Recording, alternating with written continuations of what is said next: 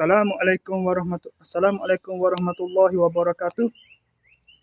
Berjumpa lagi kita dengan channel saya. Sekarang ni pukul 12.22 tengah hari. Cuaca pun nampak kot hujan pula. Pagi tadi dah hujan dah. Talah lah pagi talah ajak nak pergi buat sesi pagi. Muka rumah dia pun saya tak sure gimana kan. Tak rasa situ dalam kawasan perumahan tu. Mungkinlah dalam kawasan perumahan tu. Pasal mak budak ni dia classmate saya tu.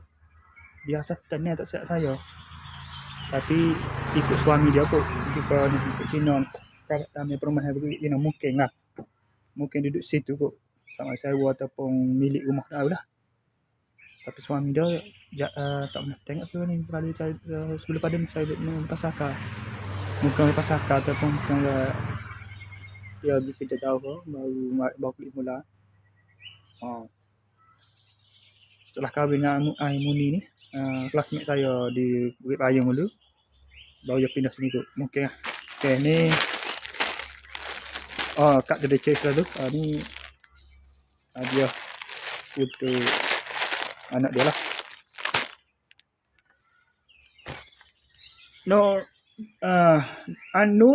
An-Nur Anania. Ujian kau? Okey. Sekali saja. Assalamualaikum. Tengok hari ni sekarang ni hari ini 18 hari bulan masuk buat video ni lah. Masa buat video ni. Waktu buat video ni 18 hari bulan Februari 2024 Masihi. Birthday budak ni lah. Tarikh birthday budak ni. 8 tahun ini kena 8 tahun. 8 tahun. 18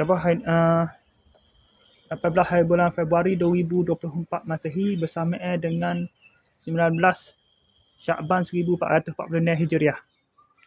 Masa buat video ni dalam pukul 12.22 tengah hari.